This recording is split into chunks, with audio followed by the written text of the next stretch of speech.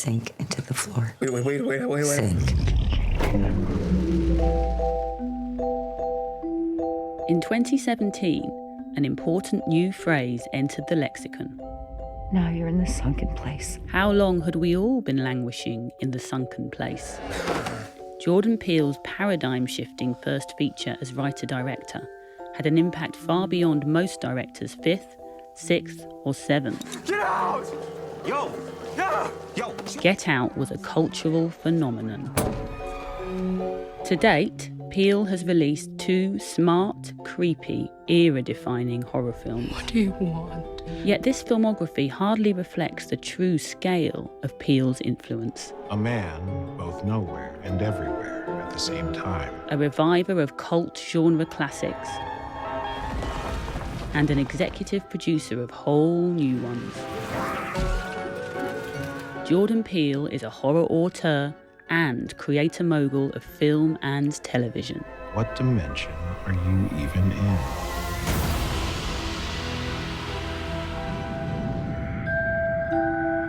It's no surprise that Peele's love of scary movies began early. Growing up in New York City, Peele was raised by his single mother in an apartment just a few blocks away from the infamous Dakota Building, the setting for what would become one of his favourite films, creepy classic Rosemary's Baby. What have you done to it? What have you done to its eyes? Power of Christ compels you! But despite this lifelong love of scary movies, it was in a comedy that he got his showbiz start, rising to stardom with Keegan-Michael Key on their freewheeling and endlessly inventive sketch show, Key and Peele. All black people have the shine. You never shine with another black person before? No. Key and Peele ran from 2012 to 2015 and could only have been the work of true horror genre nerds. Are you getting this? Yeah, what is up? This also marked the beginning of a creative theme for Peele, using the tropes of American horror movies to explore the real-life horror of American racism. Ain't that some shit? These are some racist motherfucking zombies. Why would you even lock the door? I mean, the window's broken and... Oh, hell no. No. Comedy TV star to Academy Award-winning horror director isn't a typical Hollywood career trajectory. But maybe he hasn't really moved that far at all. Maybe that sweet spot where comedy becomes scary and horror becomes funny was always where Jordan Peele was headed. Peele's first feature as a producer and co-writer was 2016's Keanu, an action comedy which of course included plenty of carefully planted horror nods. You ever play golf? Once, a few years ago. I wasn't very good. Then, in February 2017, came the biting satirical horror Get Out. I do know Tiger. Oh, that's great. Super. Gordon loves Tiger. Oh, best I've ever seen. Yeah. It was Peele's directorial debut, but it proved he was already able to achieve that perfect tonal balance of a scary movie veteran. The story follows Chris, a black photographer who meets his white girlfriend's parents for the first time. So how long has this been going on, this thing? Things begin pretty awkwardly, but soon get much, much worse. Get Out expertly combined classic genre thrills with smart political satire. White black people. Who knows? In fact, Peele had been engaging with the political moment since his sketch show days. I know that a lot of folks say that I haven't done a good job at communicating my accomplishments to the public. Because y'all motherfuckers don't listen! As a TV comedian, he nailed the 44th president's voice. As a filmmaker, he delivered a damning indictment of the big lie of the Obama era, that America had now ascended to a place of post-racial harmony. Fair skin has been in favor for the past, couple of hundreds of years. But now the pendulum is swung back. Black is in fashion. Get Out wasn't a comedy, but it was partially inspired by a razor-sharp and provocative Eddie Murphy stand-up bit. In the Amityville Horror, the ghost told them to get out the house. White people stayed in there. I would have been in the house and said, "Oh, baby, this is beautiful." We got a chandelier hanging up here, kids outside playing. It's a beautiful neighborhood. We ain't got nothing to worry. I really love them. This is really nice. Get out. Too bad we can't stay, baby. It also had a clear non-horror antecedent in Guess Who's Coming to Dinner, the 1967 film in which Sidney Poitier plays the black fiancé meeting his new in-laws for the first time. Mom, this is John. Yet that film, like most other Hollywood takes on race relations, had been mainly from the white character's perspective. Desk, chest of drawers. In the 2009 film The Blind Side, swooping in and solving racial injustice won Sandra Bullock her Oscar. Never had one before. What, a room to yourself? A bed. And the white saviour trope has been rewarded with Academy Awards multiple times since. I know it's scary. In The Help, a simplistic and sentimental drama set in 1960s Mississippi, the civil rights movement is reframed as a personal growth opportunity for Emma Stone's character Skeeter. It was nominated for 4 Oscars and won Best Supporting Actress. That's absurd. In the well-intentioned but wrong-headed Green Book, it's Viggo Mortensen's Italian-American driver who is absolved of the sins of American racism, while any nuance in the black historical perspective is largely flattened. Green Book won 3 Oscars, including Best Picture in the same year that Black Panther was nominated. The Armitages are so good to us. They treat us like family. Get Out did huge box office business, won critical acclaim and received major award nominations. But its nomination for Best Musical or Comedy at the Golden Globes suggested the industry was still unsure whether to laugh or cry.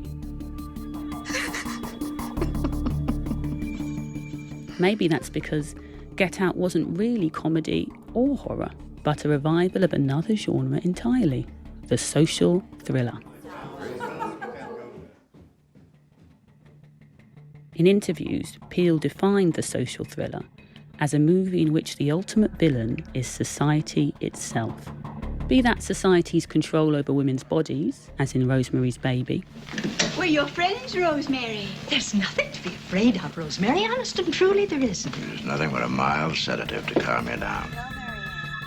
A woman's supposed place in society, as in the exquisitely eerie The Stepford Wives.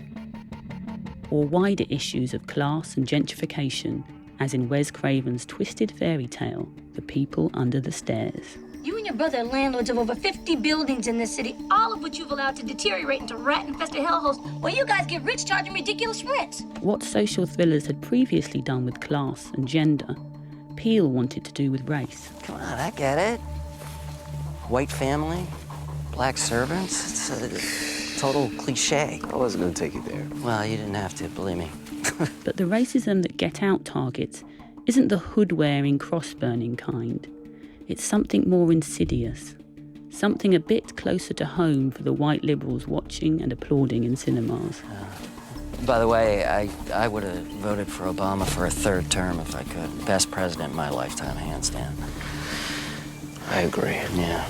The casting of Bradley Whitford was an inspired choice, an actor best known for his role in that ultimate US liberal fantasy drama, The West Wing. Victory is mine! Victory is mine! Great day in the morning, people. Victory is mine. Morning, Josh. But giving language and form to the microaggressions experienced by black people was more powerful than mere political satire. Get Out allowed that release of tension that is the hallmark of both the best comedy and the best horror. Yet the term social thriller, like its cousin elevated horror, has a film snob undertone which rankles. True genre fans, like Peele himself, know that all good scary movies say something about the society that made them. They come from another world. Whether it's of pod people taking over the world during the height of communist panic,